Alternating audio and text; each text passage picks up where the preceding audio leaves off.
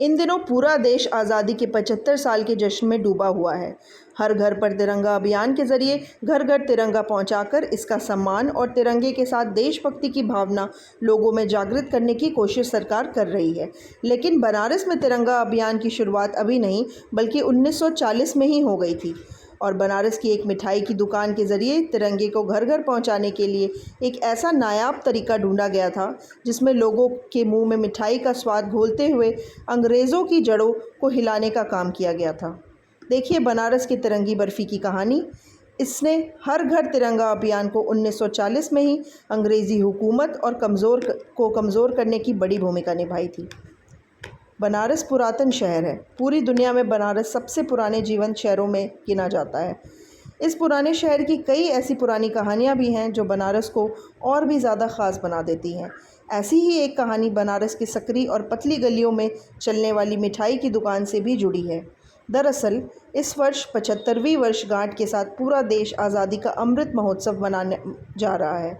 इस मौके पर हमने बनारस के ठटेरी बाज़ार इलाके के उस कहानी को जानने की कोशिश की जिसने कुछ अलग अंदाज में हर घर तिरंगा पहुंचाकर अंग्रेज़ों की टेंशन को बढ़ाने का काम किया गया था। हमारी दुकान इस्टेब्लिश है 1850 के आसपास की और उस वक़्त मिठाई के नाम पर कोई वैराइटीज़ नहीं जानता था। उस वक्त हम लोग की दुकानों पर करीब 250-300 किस्म की मिठाइयाँ बनती थी। उस वक्त की एक प्राइस लिस्ट होती थी जिसमें मिठाइयों का विवरण दिया होता था, मिठाइयों का रेट दिया होता था। आज़ादी के समय हर भारतीय हर अपनी तरफ से कुछ न कुछ योगदान दे रहा था आज़ादी के लिए। तो हमारे पूर्वजों ने ये सोचा कि मिठाई में हम लोग क्या करें जिससे लोग में आज़ादी की भावना जागृत हो, उसके लिए प्रेरित हो।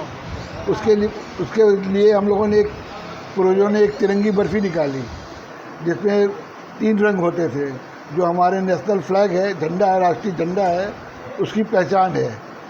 तो उसके माध्यम से हम लोगों ने लोगों के बीच में जागृति पैदा की देश के प्रति, तिरंगे के प्रति।